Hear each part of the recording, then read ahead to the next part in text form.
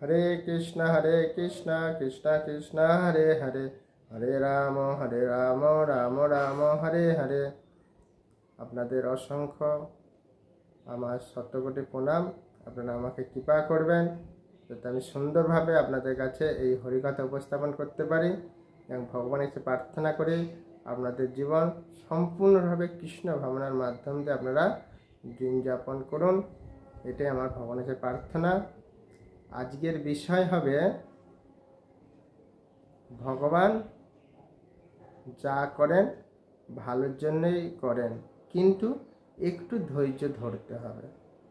কিন্তু এই ধৈর্য যদি আমরা ধরি তাহলে আমাদের কত মঙ্গল হয়, আর ধৈর্য যদি না ধরি কত আমাদের ক্ষতি হয় এবং অন্যজনকে বা ভগবানকে আমরা দোষারোপ করি। তার আমাদের জীবনে কতটা ক্ষতি হয়, আর যদি ধৈর্য ধরি কত লাভ হয়, সেইটা আমরা আজকে উপস্থাপন করার চেষ্টা করব। কেন ভগবান আমাদের হচ্ছে পরম পিতা, তিনি সবসময় আমাদের মঙ্গল করেন, কিন্তু আমরা ভগবানের প্রতি বিশ্বাস ধৈর্যটা কম হয়ে যায়। তো আমি সেইটাই আপনাদের উপস্থাপন করব যে ধৈর্য ধরি বা বিশ্বাস যদি আমরা করি ভগবানের প্রতি, যে কোনো পরিস্থিতি থাকি না কেন ভগবান আমাদের রক্ষা করবে। কেমন? নমো বিষ্ণু পাদায় কৃষ্ণ পেষ্টায় ভূতলে শ্রীমতে জয় পতাকা স্বামী নীতি নামিনে নম আচার্য পাদায় নিতায় কৃপা প্রদায়নে গৌর কথা ধামোদয় নগর গ্রাম তারিণে।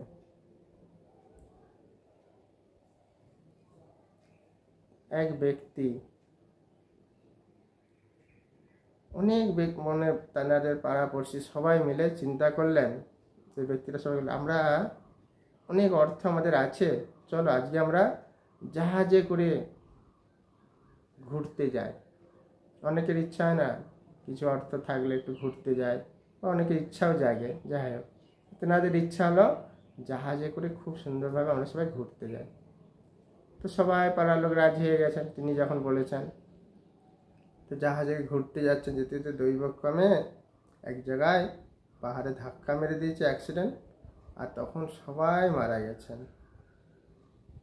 ভাগ্যক্রমে এক ব্যক্তি, যে ব্যক্তি বলেছিলেন ঘুরতে যায়, তিনি এখন বেঁচে গেছেন। কোনো রকম সাঁতার কেটে কেটে একটা ডাঙা দেখতে ডাঙায় উঠে পড়েছে। তখন সে বিধাতাকে বলছে, হে বিধাতা, আমি সবাইকে নিয়ে এলাম, কত আমার সঙ্গী সাথী ছিল, আর সবাই মারা গেল, আর আমাকে তুমি বাঁচিয়ে রাখলেন কেন? আমার এরকম বাঁচিয়ে রাখলেন, আমি একা একা বেঁচে থেকে আমার লাভ কি? আমি কত কষ্ট পাবো? এরকম বিধাতাকে বলছেন। আমরা এরকম অনেক সময় বলি না, কেউ মারা গেলে তখন ভগবানকে, ভগবান কেন আমাকে এরকম কষ্ট দিলে, সবাইকে তো নিয়ে নিলে। তখন সে কি করবেন, দেখছে এসে তো পড়েছি, আর কি করতে, আমাকে তো বাঁচতে হবে। তখন সে ওই জঙ্গলের মাধ্যম দিয়ে কিছু ডালপালা এনে ঘর বানায় সুন্দর করে। ঘর বানিয়েছেন, ঘর বানানোর পরিবর্তে কিছু খেতে হবে না, তখন দেখছে আশেপাশে ফল টল আছে কিনা, দেখছে না সুন্দর সুন্দর ফল আছে, ফল এনে খাচ্ছে, এভাবে দিন যাপন করছেন। করতে করতে সে আরেক এরকম করে কিছুদিনের পর আরো একটু দূরে যাচ্ছে, দূরে যেতে যেতে ফল টল আনছে, দেখছে হঠাৎ তার ঘরটা পুড়ে গেছে। তখন বলছে, হে ভগবান, সব কিছু তো তুমি নিয়ে নিলে, তোমার এটাও সহ্য হলো না, আর আমার কি হলো, এই ঘরটাকেও তুমি পুড়িয়ে দিলে, এখন আমি থাকবো কোথায়? সবাই যে বলে ভগবান যা করে মঙ্গলের জন্য করে, তুমি আমার কি মঙ্গল করলে? ঘুরতে আসলাম, সবাই প্রাণ বিসর্জন দিলে, আমাকে একা বাঁচিয়ে রাখলে, আমি কষ্ট সৃষ্টি করে একটা ঘর বানিয়েছিলাম, আর এই ফল খেয়ে জীবন ধারণ, সেইটাও তোমার সহ্য হলো না। তখন সে এরকম ভগবানকে বিভিন্নভাবে তিরস্কার করছেন, কিন্তু তার সহ্য নেই যে ভগবান যা করে মঙ্গলের জন্য করে, কিন্তু তার বিশ্বাস আর হচ্ছে না। সে অনেক তিরস্কার করছে, ভগবানকে বলছে আর দুঃখ করছে। কিছুক্ষণ পরে দেখছে যখন তার ঘরটা ধরে গেলে কি হয়, ধোঁয়া ওঠে। তো ওই যে যেখানে উনি ছিলেন সেই পাশ দিয়ে আবার একটা জাহাজ যাচ্ছিলেন। তো জাহাজে যারা চালক, ক্যাপ্টেন বলা হয়, তেনারা ভাবছে, আরে ওখানে ধোঁয়া হচ্ছে, কি হয়েছে, হঠাৎ এরকম কোনো কিছু নেই, জঙ্গলের মধ্যে ধোঁয়া আছে, চলো দেখা যাক। এসে দেখছে এক ব্যক্তি, তেনার ঘর পড়ে গেছে। তখন বলছে, কি হলো কি হলো? বলছে, দেখুন, আমি এরকম জাহাজে করে তোমাদের মধ্যে ঘুরতে আসলাম, ওই পাহাড়ে অ্যাক্সিডেন্ট হয়ে আমি কোনো রকম বেঁচে গেছি, আর এই ঘরটা বানিয়েছিলাম এইটাও পুড়ে ছাই হয়ে এখন ধোঁয়া হয়ে গেছে। বলছে আমরা সেটাই ভাবছি যে হঠাৎ ধোঁয়া হলো, এখানে নিশ্চয়ই কিছু হয়েছে যে না আসলাম। তোমার সাথে আর কে আছে? বলছে আমি একা আছি। তুমি একাই আছো?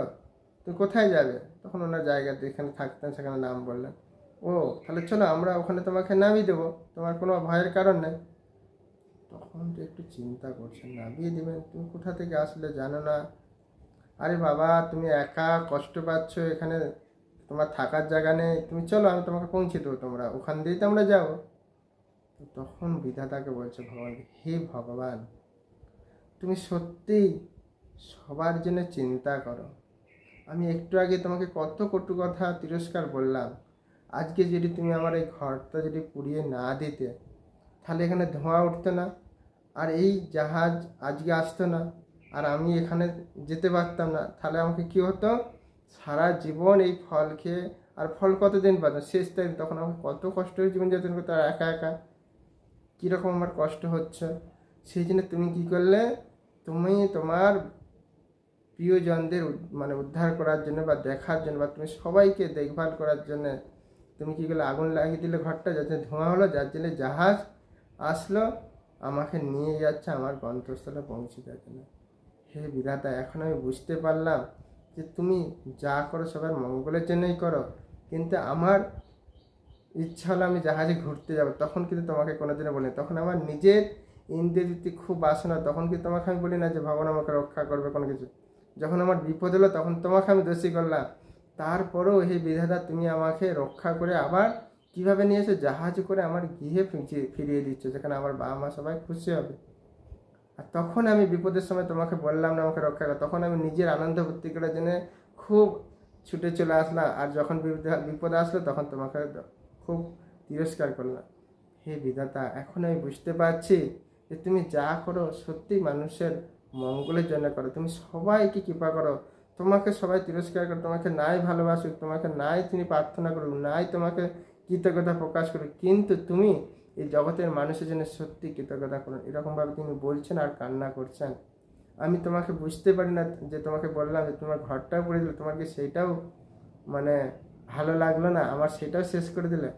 এখন তুমি যে আমার জন্য এত সুন্দর ব্যবস্থা করেছো, আর এত আমার জন্য পরিবহনের ব্যবস্থা করেছো, বা আমি সেটা বুঝতে পারি না। তখন সেরকম বলছে আর কান্না করছে। তখন সে জাহাজের ক্যাপ্টেন সবাই বলছে, আরে তুমি কান্না কেন করছো, তোমার কি হয়েছে, তোমাকে তো আমরা নিয়ে যাবো, তুমি কেন ভয় পাচ্ছ? বলছে না আমি ওই ভয় পাচ্ছি না, আমি এইটাই চিন্তা করছি যে একটু আগে আমি ভগবানকে তিরস্কার করছিলাম যে ভগবান তোমার এইটুকু সহ্য হলো না, আমার ঘরটা পুড়িয়ে দিলাম, এখন কোথায় থাকবো। কিন্তু ভগবান যে ঘরটা পুড়িয়ে দিয়েছেন তার কারণ হচ্ছে যদি ধোঁয়া না উঠতো আজকে তোমরা কোথায় আমাকে এসে নিয়ে যেতে, তাহলে আমাকে একা একা এখানে কষ্ট পেতে হতো। তাহলে ভগবান যা করে আমাদের মঙ্গলের জন্যই করেন, এইটি আমি চিন্তা করছি আর কান্না করছি। তাই দয়া করে আমি যেরকম ভুল করেছি বা ভগবানের প্রতি যে আমার ধৈর্য কম বা বিশ্বাস নেই, দয়া করে আপনারা কেউ এরকম করেন না। তখন তারা সবাই আনন্দ পেল, হ্যাঁ সত্যি ভগবান আপনার জন্য এত চিন্তা করে, আপনি ভগবানের জন্য এত তিরস্কার করার পরেও ভগবান আপনার জন্য এত সুন্দর ব্যবস্থা করে দিয়েছে, আমাদের মাধ্যম দিয়ে ভগবান আপনাকে এখানে পাঠিয়ে দিয়েছে। জয় ভগবান কৃষ্ণচন্দ্র ভগবান। তারা সবাই খুব নৃত্য কীর্তন আনন্দ করতেলেন, আর ভগবান জয় গান কীর্তন করতে করতে তখন সে জাহাজে করে এসে তেনার গন্তব্যস্থলে ফিরে এলেন। তো দেখুন ভগবানের প্রত্যেকটা ব্যক্তির প্রতি তিনি কৃতজ্ঞতা এবং তিনি প্রত্যেককে ভালোবাসেন, কিন্তু দুর্ভাগ্য আমাদের যে আমরা ভগবানকে একটু কিছু হলেই তেনাকে তিরস্কার করি, তেনার নিন্দা করি। কিন্তু দয়া করে এরকম করেন না, আমার হাত জোর করে অনুরোধ করছি, ভগবান প্রত্যেকের কথাই চিন্তা করেন, কিন্তু একটু ভগবানের প্রতি ধৈর্য একটু বিশ্বাস রাখুন, দেখবেন ভগবান আমাদের কারো কখনো ক্ষতি করবে না। কেন তিনি হচ্ছেন আমাদের বন্ধু।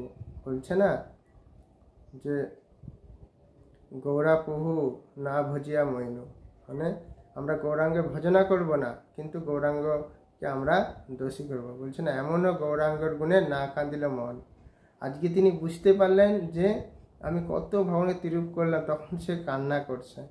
তা আমরা যদি আগেই ভগবানের শরণাগতি হয়ে যায় না, ভগবান অত্যন্ত প্রসন্ন যায়। কিন্তু আমরা অনেক কষ্ট সৃষ্টি করে যখন খুব নাজেহাল হয়ে যায়, তখন আমরা বুঝতে পারি যে এখন আমার ভগবানের সঙ্গে আর কেউ নেই। তো এখান থেকে এই শিক্ষা আমরা লাভ করতে পারলাম যে ভগবান যা করে আমাদের ভালোর জন্যই করেন, আমরা অহংকারবশত অনেক কিছু করি ফেলি, পরক্ষণে ভগবান আমাদের আবার মঙ্গলই করেন। কিন্তু একটু আমাদের ভগবানের ধৈর্য বিশ্বাস রাখবেন, দয়া করে আপনাদের সব কিছু মঙ্গল হবে। আর যা কিছু আপনারা করবেন, সে বস্ত্র পরেন, মেডিসিন খান, কিংবা একটা গাড়ি কিনুন, ঘর কিনুন, সেটাকে ভগবানকে অফারিং করুন। মনে মনে হলো ভগবানকে বলুন, ভগবান আমি একটা বস্ত্র কিনেছি, আজকে মেডিসিন গ্রহণ করছি, এই জামা কিনেছি, এই একটা টুপি কিনেছি, যা কিছু ভগবানকে অফারিং মানে নিবেদন করুন। বা তাকে মনে মনে তাকে প্রার্থনা করুন যে তোমার দেওয়া জিনিস তুমি আমাকে কৃপা করে দিয়েছ, তা আমি পরিধান করছি, এভাবে বলুন। ভগবানের কৃতজ্ঞতা প্রকাশ করুন। দেখুন ভগবান আমাদের সব সময় সুন্দরভাবে রাখবে। ওই ব্যক্তি কি হলো, যখন ঘুরতে যাবে তখন ভগবানের কিছু বলে না, তখন খুব আনন্দ ফুর্তি। যখনই তেনার এরকম সমস্যা হলো তখন ভগবানকে বলছেন। কেন আমরা যদি আগে ভগবানকে বলি, যেমন দেখবেন যারা সৎ পুত্র বা বাড়ির দেখবেন যারা খুব সুন্দরভাবে কি বলবো সুন্দর রমণী পতিব্রতা স্ত্রী, তেনারা কী করেন, স্বামী বা ভাসুর বা শ্বশুর এনাদের বলে যান যে আমরা যাচ্ছি গৃহের কর্মের কাজে বা কিছু আনতে মার্কেটিংয়ে বা কি বলবো আত্মীয় বাড়িতে প্রণাম করে তাদের কাছে আশীর্বাদ নিয়ে যাচ্ছে। এখন কি হয়, তাদের কোনো সমস্যা হয় না। কিন্তু যখন সে না এগুলো আর বলার কি দরকার আছে, এই তো আমি আমার নিজের বাপের বাড়ি যাচ্ছি না। যখন আমরা বয়স্কদের কাছে বা ভগবানের কাছে প্রণাম করে তুলসী মায়ের কাছে প্রার্থনা করে যখন কোনো কিছু কাজে আমরা যাব, তখন আমাদের স্বভাবে দেখবেন কোনো রকম সমস্যা হবে না। কিন্তু আমরা কি করি, এইগুলো তো মানি না, মানতেও চেষ্টা করি না, বলিও না। পরে সমস্যা করলে হে ভগবান কেন আমার অ্যাক্সিডেন্ট হলো, কেন আমার এই টাকা পয়সা হারিয়ে গেল, কেন আমার ট্রেনটা লেট হয়ে গেল, এরকম তখন ভগবানকে দোষারোপ করি। কিন্তু তার আগে একটু ভগবানকে বলে যান, ভগবানকে প্রার্থনা করে যান। যারা গুরুজন আছেন তেনাদের কাছে আশীর্বাদ নিয়ে যান, দেখবেন আপনার সব কিছু শুভভাবে ভালো হবে। তো এইটাই আমি শিক্ষা গ্রহণ করলাম। যদি আমার ভুল কিছু বলে থাকে ক্ষমা করবেন, কিন্তু আমার দৃঢ় বিশ্বাস ভগবান যা করেন ভালোর জন্য করে, এটা আমি নিজে উপলব্ধি পেয়েছি, তাই আপনাদের মাঝে শেয়ার করলাম। হরে কৃষ্ণ কৃষ্ণ কৃষ্ণ হরে হরে, হরে রাম রাম রাম হরে। আশা করি আপনারা সবাই ভালো থাকবেন, সুস্থ থাকবেন, ভগবানের কাছে এই প্রার্থনাই করি। হরে কৃষ্ণ।